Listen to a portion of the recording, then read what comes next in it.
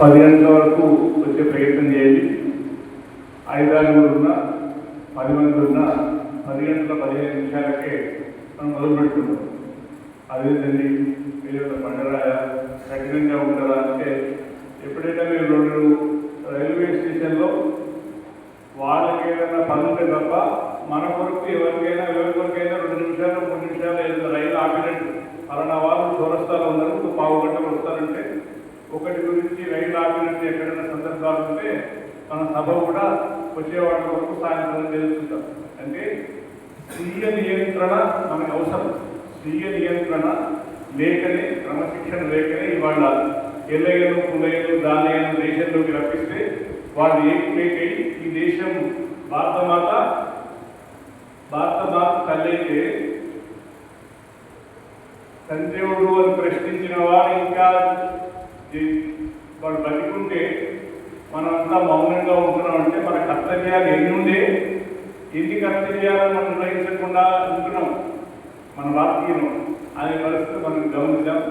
కాబట్టి ఏ అంశంలో అయినా మనం కఠినంగా జాగ్రత్తగా మన పిల్లలకు కొంచెమైనా అందించే ప్రయత్నం చేద్దాం. రేపటి రోజున 10 వరకు వద్దాం. 10 ఎటువంటి పరిస్థితుల్లో సభ మొదలవుతుంది. పాండురంగ స్వామి గారు సభాధ్యక్షులు ఉంటారు, స్వామినాథన్ గారు సభా ప్రారంభకులు ఉంటారు. సభా ప్రారంభకులు ఆలస్యంగా వస్తే వారు సభ మధ్యలో మాట్లాడతారు. తర్వాత ఆర్చి విజయేంద్ర గారు కరీంనగర్ నుంచి వస్తున్నారు. మరిగంటి శ్రీనివాస్ చక్రవర్తి గారు వరవరముని మౌక్తికాల గురించి ప్రసంగిస్తారు. అలాగే కోనేటి రవికుమారాచార్య గారు మరిగంటి లక్షదేశకుల తిరునామాలు ప్రసిద్ధ 2 తిరునామాల గురించి మాట్లాడతారు. అభిరామ్ స్వామి గారు తిరుమలలో రంగనాథ వైభవ సంగ్రహం వారి సమయంలో చేస్తారు.